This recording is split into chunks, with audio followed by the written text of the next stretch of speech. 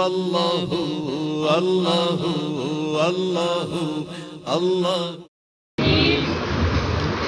سبق نمبر 2 چل رہا تھا۔ اردو میں ترجمہ کرو، یہ فارسی کے جملے دیے گئے تھے جو آپ حضرات نے ترجمہ کیا۔ پھر آگے ہے فارسی بناؤ۔ اس نے لکھا، بناؤ۔ نوشت، اس نے لکھا، فارسی کیا ہوگی؟ میں نے پڑھا۔ تو پڑھنے کا مصدر کیا ہے فارسی میں؟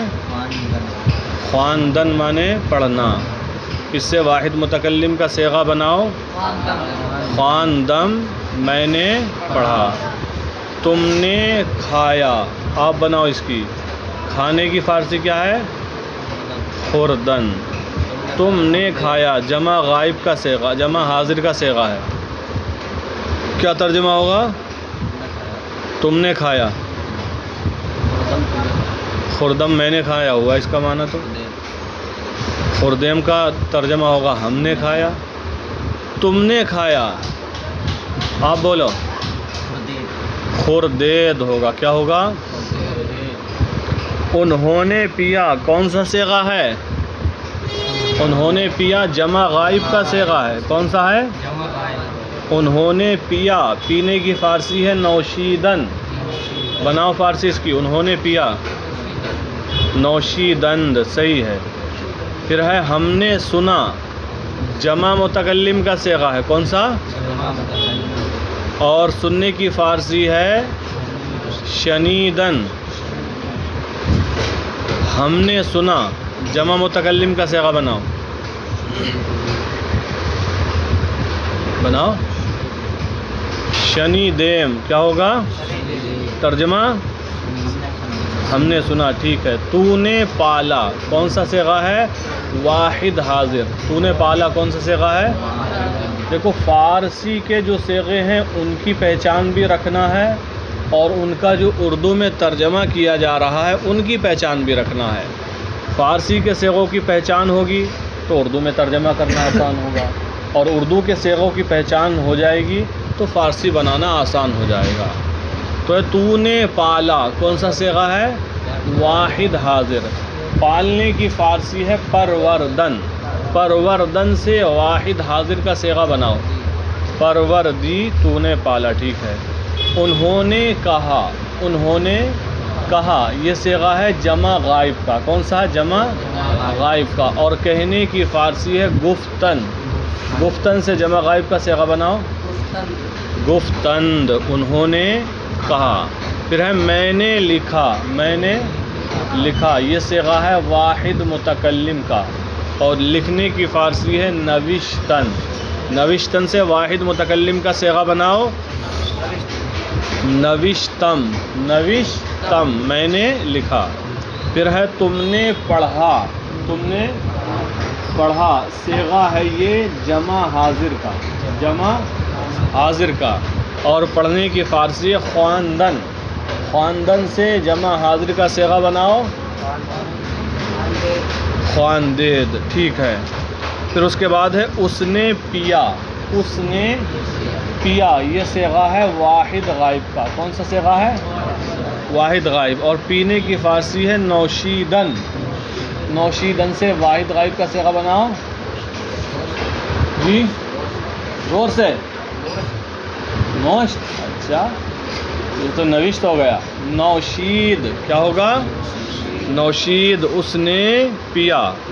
پھر ہے تو نے کھایا، تو نے کھایا، یہ صیغہ ہے واحد حاضر کا، صیغہ ہے واحد، اور کھانے کی فارسی ہوتی ہے خوردن، خوردن سے واحد حاضر کا صیغہ بناؤ،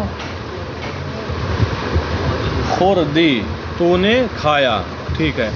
پھر ہے ہم نے کہا، ہم نے کہا، تو یہ صیغہ ہے جمع متکلم کا، کون سا صیغہ ہے؟ جمع متکلم کا۔ اور کہنے کی فارسی کیا ہے؟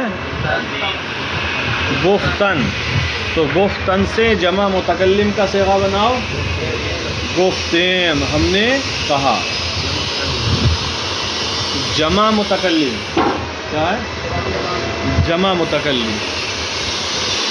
تو ان جملوں کی فارسی بنانا ہے. پھر آگے دیکھیں سبق نمبر 3. سبق نمبر 3 ماضی مجہول کا بیان. ماضی مجہول کا بیان. پہلے ماضی مجہول کی تعریف کر رہے ہیں. ماضی مجہول وہ ہے یعنی وہ فعل ہے. ماضی مجہول وہ فعل ہے جس سے گزرے ہوئے زمانے میں کسی کام کا ہونا سمجھا جائے. ماضی مجہول وہ فعل ہے جس سے گزرے ہوئے زمانے میں کسی کام کا ہونا سمجھا جائے لیکن کرنے والا معلوم نہ ہو. کرنے والے کے بعد کیا لکھا ہے؟ فاعل. اور پیچھے آپ پڑھ چکے ہیں فاعل کام کرنے والے کو کہتے ہیں. تو دیکھیں تعریف. ماضی مجہول وہ فعل ہے جس سے گزرے ہوئے زمانے میں کسی کام کا ہونا سمجھا جائے لیکن کرنے والا معلوم نہ ہو. لیکن اس کام کو کرنے والا اسی کرنے والے کو فاعل کہتے ہیں. تو یوں کہہ سکتے ہیں آپ حضرات ماضی مجہول وہ فعل ہے جس سے گزرے ہوئے زمانے میں کسی کام کا ہونا سمجھا جائے لیکن فاعل معلوم نہ ہو. فاعل معلوم نہ ہو. جیسے کہ فاعل معلوم ہو ہم کہیں گے زید نے کتاب پڑھی. زید نے. تو یہاں فاعل معلوم ہے. پڑھنے والا کون ہے؟ زید. اور فاعل معلوم نہ ہو اس کی مثال یوں دے سکتے ہیں کتاب پڑھی گئی.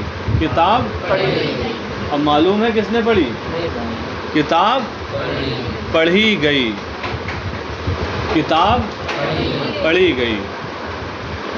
اور کاپی لکھی گئی. کاپی کس نے لکھا ہے یہ نہیں معلوم ہو رہا ہے. چاند دیکھا گیا. چاند دیکھا گیا.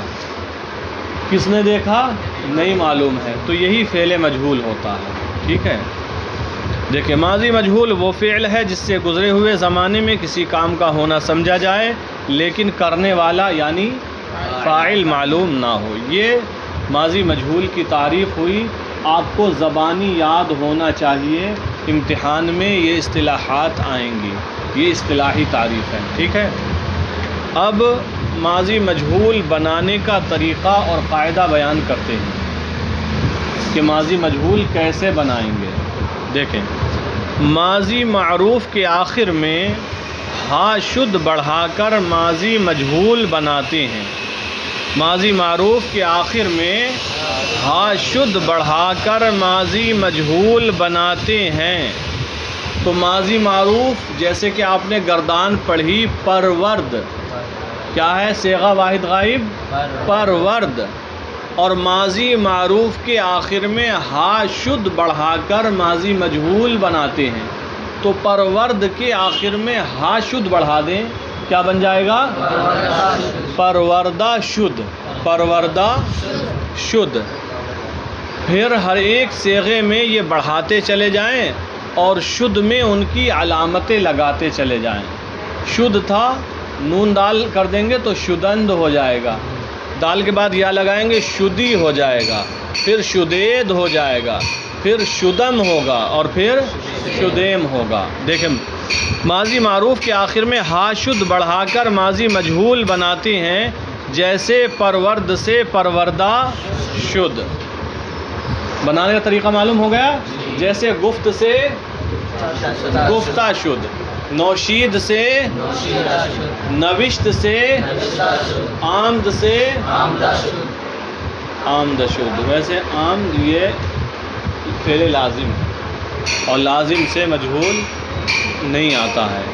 خرد سے خوردہ شد. خرد سے خوردہ شد. نوشت سے نوشتہ شد.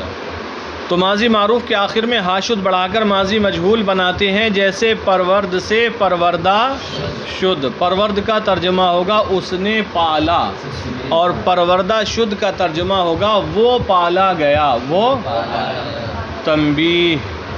یہاں سے ایک تنبیہ کر رہے ہیں آپ حضرات کو، وہ کیا ہے دیکھیں، مجہول ہمیشہ فعل متعدی سے آتا ہے۔ مجہول ہمیشہ فعل لازم سے مجہول۔ فعل کی دو قسمیں ہم نے آپ حضرات کو بالکل شروع میں پڑھا دی ہیں کہ فعل لازم اور فعل متعدی۔ تو یہاں بتا دیا مجہول ہمیشہ فعل متعدی سے آتا ہے، تو معلوم ہوا مجہول فعل لازم سے نہیں آتا۔ آگے دیکھیں، گردان ماضی مطلق مجہول۔ گردان ماضی مطلق مجہول، دیکھیں پہلے لکھا ہے پہلے خانے میں صیغہ، اس کے بعد دیکھ لیں صیغہ لکھا ہے نا، صیغے کے بعد آگے لکھتے چلے گئے ہیں واحد غائب، جمع غائب، واحد حاضر، جمع حاضر، واحد متکلم، جمع متکلم۔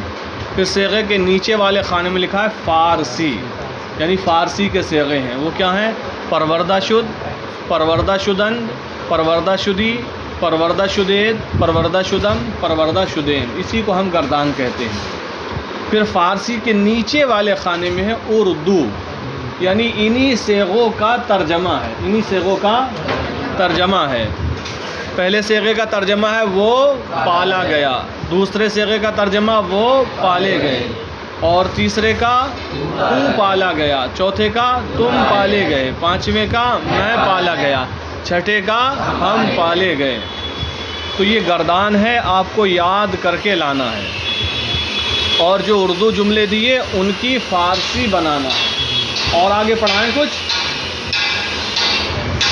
بس چلیں تو اچھے طریقے سے گردان کو یاد کر کے لانا ہے، اردو میں جو جملے ہیں ان کی فارسی بنانا ہے، اور پچھلا جو بھی ہو چکا ہے ایک نظر اس پر بھی ڈال لینا ہے۔